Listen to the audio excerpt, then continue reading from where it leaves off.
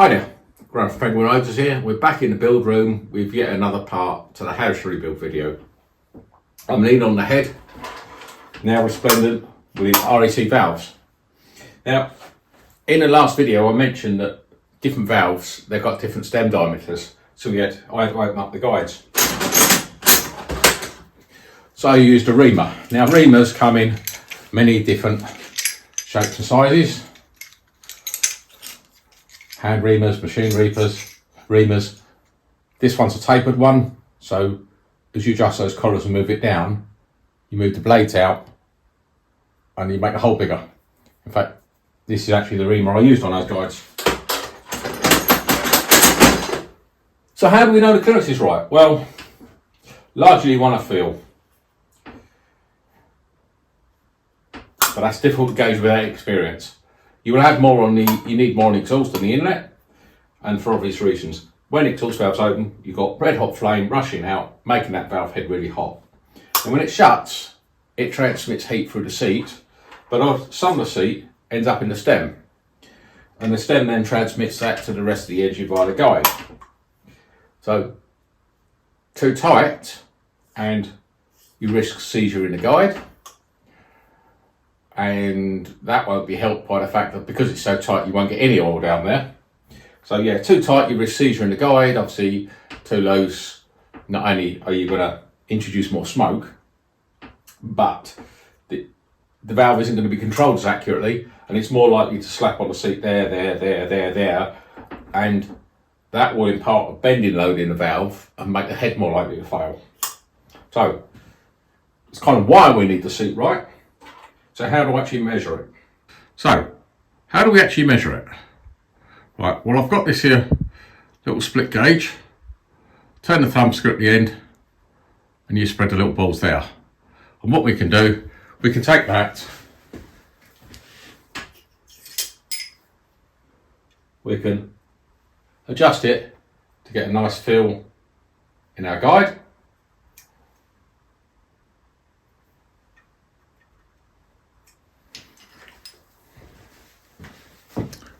We can then take a micrometer and we transfer it to the micrometer. Try this up a fraction. That's a nice snug fit there. I don't know if the camera will zoom in on the size, it might do.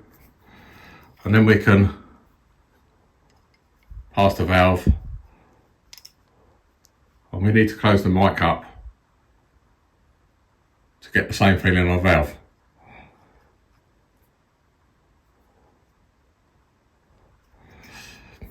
So it's all very touchy-feely, but I can tell you we've got a bit over 1.5 thou on the inlet and fraction over 2 thou on exhaust.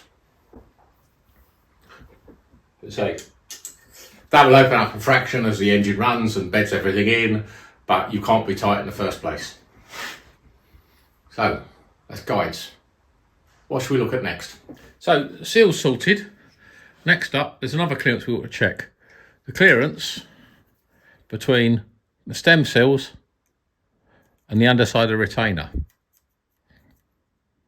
And I've set the caliper up here for the valve lift. So on the face of it, there's plenty there. There's not quite as much as it looks because the valve stem there on these RAC valves changes dimension slightly, so you haven't got all that space to play with. But even if we did have all that space to play with, we were short. Now, one possibility would be machine the underside of the retainer, which, if like these being steel retainers,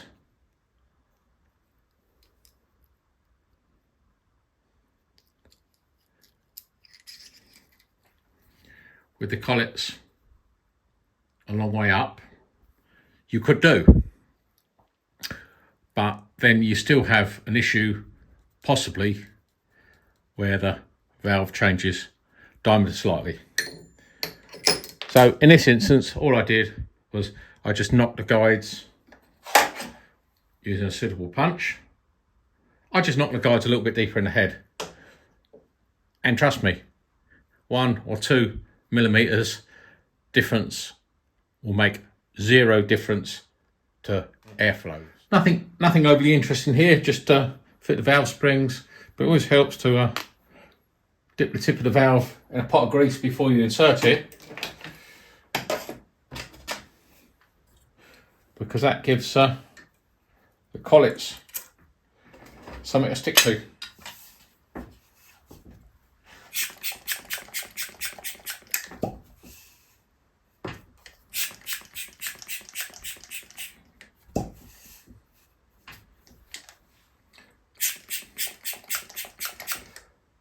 Here I'm just checking the valves for sealing. I've got a soft rubber pad connected to a vacuum gauge. If a few squeezes on the handle produces a vacuum and it doesn't immediately dissipate, then we know that the valves are sealing. Got a pot of cam followers here. Anyone want to guess how many cam followers is here? Anyway, in the last video I was waffling on about cam followers and on about lift, and now we've actually installed them all and set the tappet clearances. Initially, when I started out with this, we were well down on valve lift. We're pretty much on the money now. The inlet's a slightly shorter target, but they're all coming in pretty close. They're all coming in kind of 486, 87 or 90, 490 thou. So pretty close.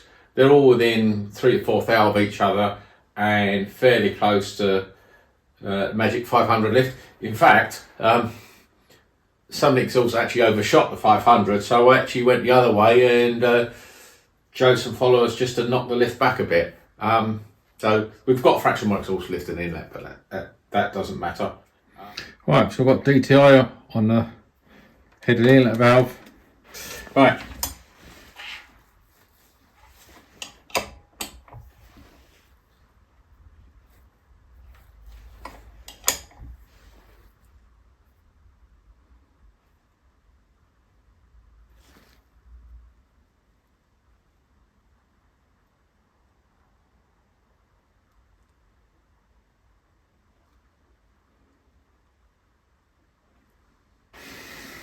So there we have it, 489 thou valve lift. So we're a long way up from when we first did a trial build.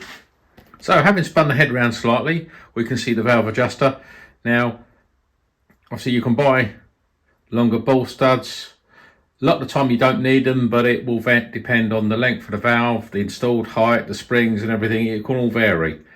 I don't often use anything but the standard length ones. But in this instance, if I show you this one, which is adjusted to the same height that the valves are in this head, that doesn't leave a lot of thread. And in fact, the exhaust side uses even slightly less thread sticking through than that. So in this instance, I have swapped out for longer ball studs.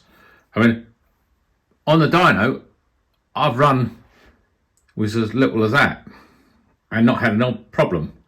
But that's one thing, risking it, trying it on a dyno. That's a completely different ball game in a client's engine. So yeah, in this case, I've installed some longer ball studs.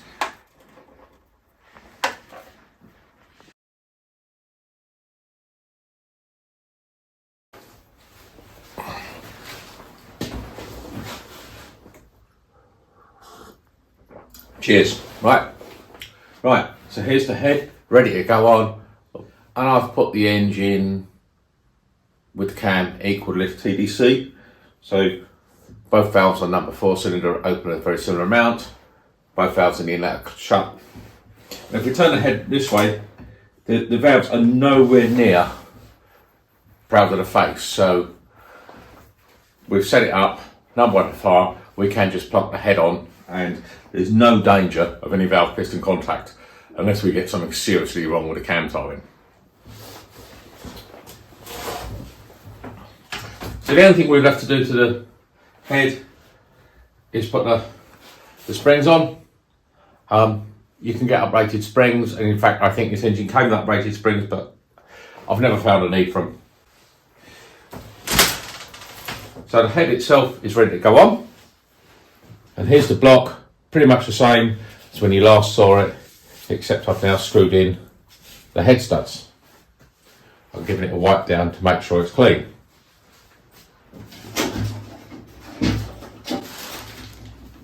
Now, for our head gasket, we're going to use a hermetic gasket.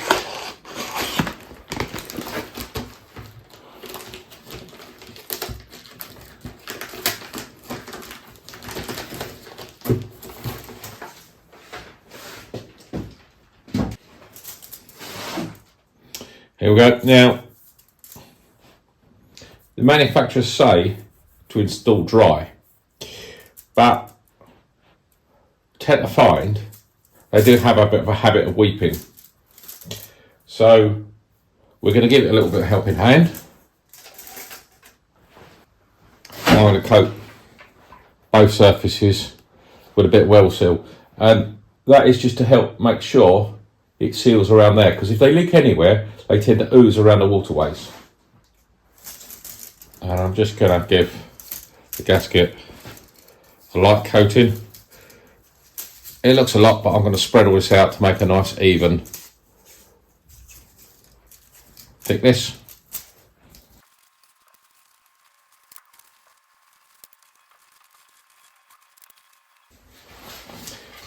Right, so we just need to leave this 10 minutes, let the sealant do its stuff, and then we can drop the head on.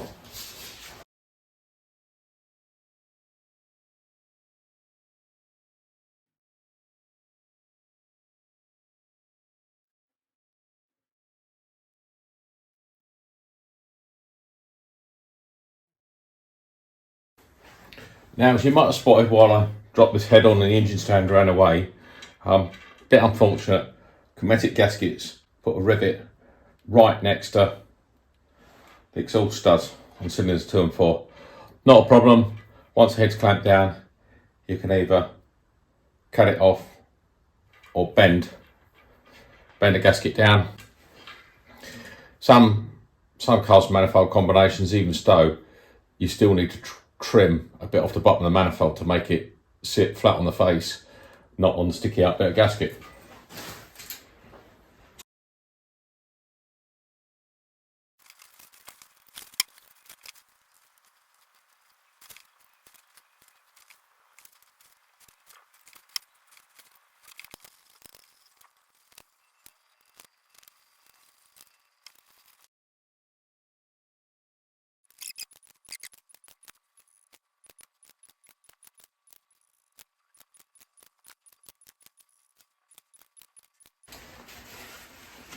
Remove the surplus ARP lube. It's not going to do any harm, but we don't need it in there.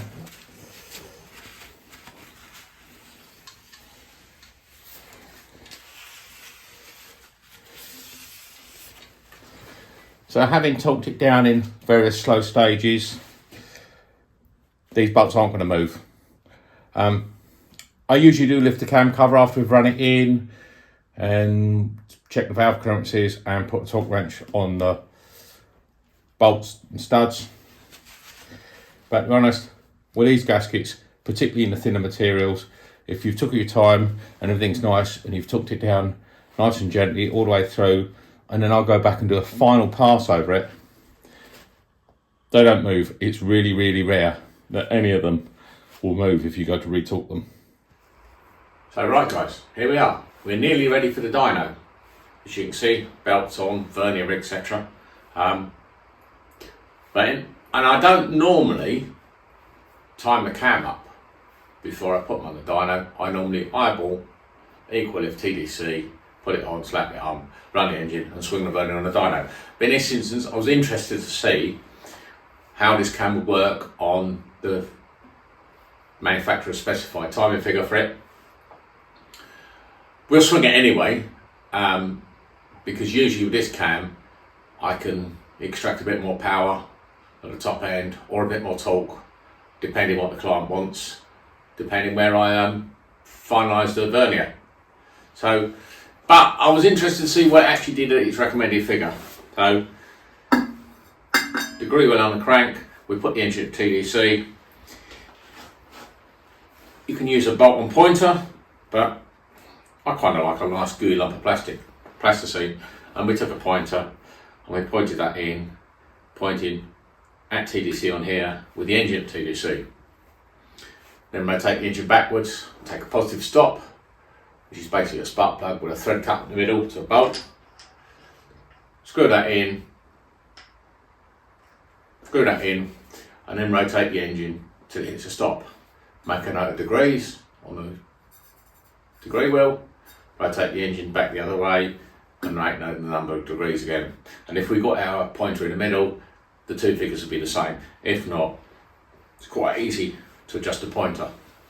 And therefore, we have an accurate TDC figure, and it's very similar on the valve lift. We use a DTI to work out full lift, and then we look at whatever the timing number is, 5 thou either side of full lift, split the difference, and that is our actual timing figure. So we're all timed up. Next step is actually to wheel it off to the dyno, but I'm afraid it's got to stop raining first. And yeah, I'm afraid because we occupy 3 units here on site, we are in the unit at one end and the dyno is in the unit furthest away from us, and it is bucketing down with rain, so I don't want to take the engine outside in the rain. I'm sure the client doesn't want me to, so I'm afraid rain has stopped play. And on that bombshell, we'll have to catch you in the next video. Take care guys, see you later.